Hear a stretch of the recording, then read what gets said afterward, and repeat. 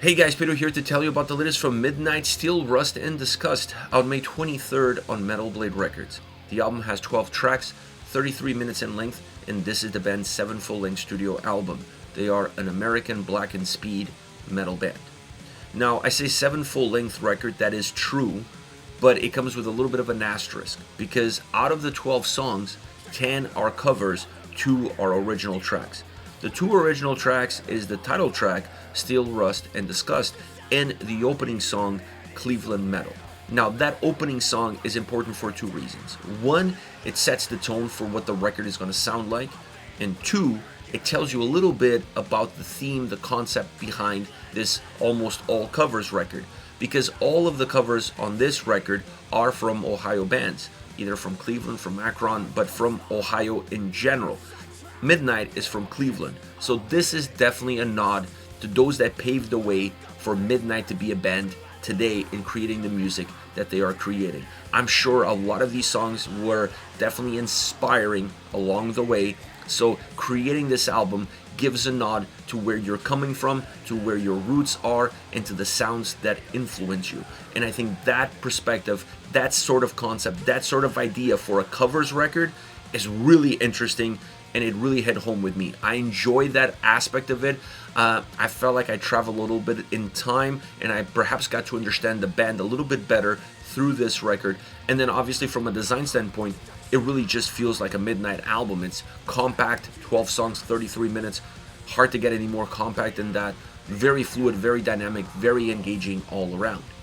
Now, once you get into the sound, for those of you that never heard any of these songs or any of these original tracks, you're probably going to think that this is a Midnight record with all brand new songs. At least that was my first thought. I'm like, this is great. I love the sound. Wow, great album by Midnight. Then I realized it's an almost all covers record, and I wasn't disappointed because it does sound great.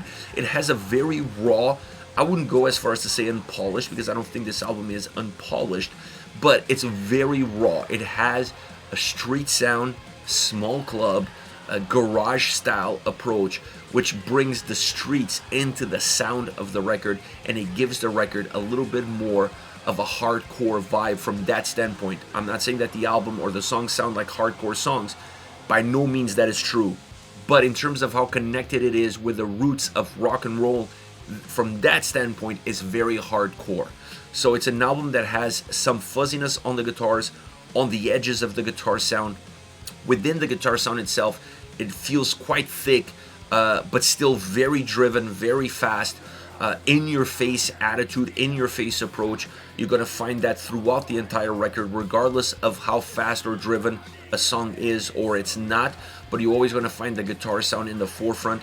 It's an album that sound-wise, it's really driven by that one single element.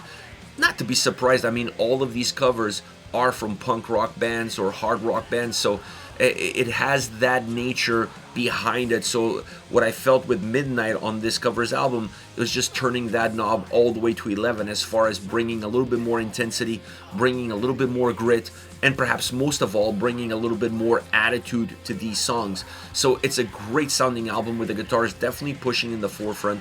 The guitar solos on this record sound phenomenal, and that to me was quite a surprise. I was expecting that maybe to be the lackluster moment within the songs, but it wasn't. The guitar solos were excellent in terms of the execution and what they gave to the songs in the current context in which they are put forward. So I honestly was drooling over the guitars, because once again it had that street vibe, it had that garage, small club, live attitude, but recorded in a studio. Now the drums on this record sound really good because they have a great bass to them. They really help give some grounding to the tracks and give some substance to the songs on the back end.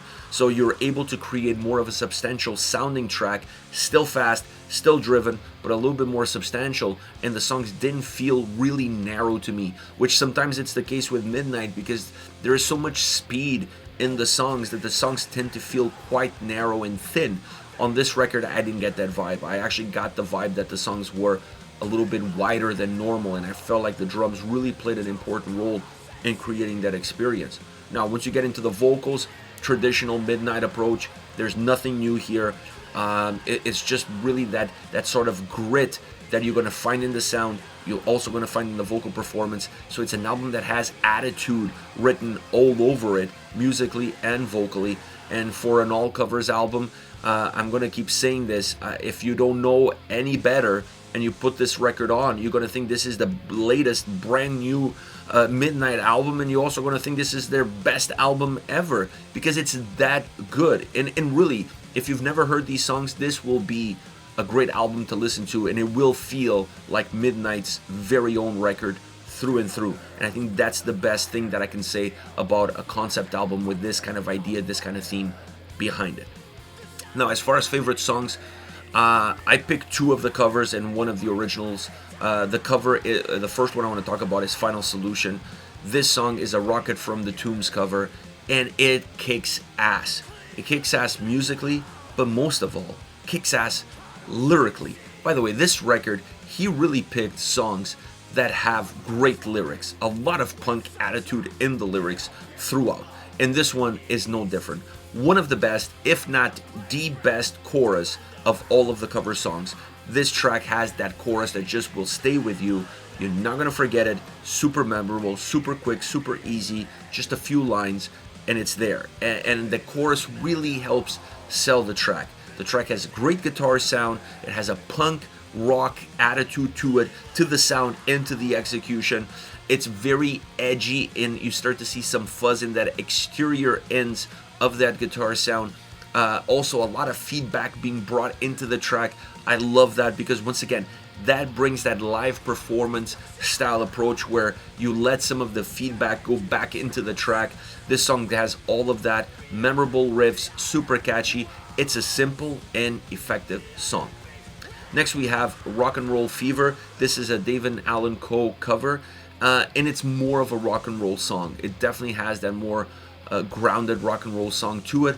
The vocals add some darkness to the track, and then you start to see the song kind of gain its own DNA, if you will, its own fingerprint, because that really counterbalances some of the brighter rock sound that the track has in its essence. So it's not a dark sounding song, but the vocals add darkness to the overall aspect of the track.